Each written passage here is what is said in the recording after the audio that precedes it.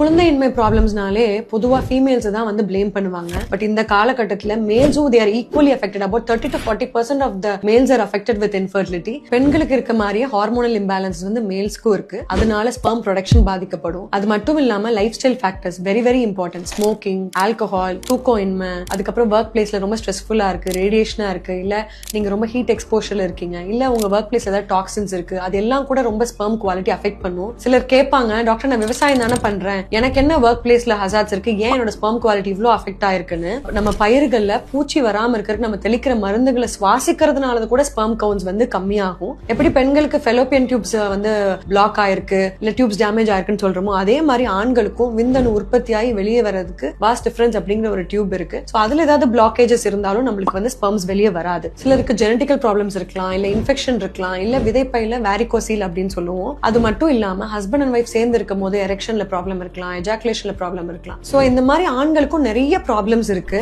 So please remember, குழந்தையின்மைங்கிறது ஃபீமேலோட problem மட்டும் இல்ல. And always please go as a couple and get evaluated.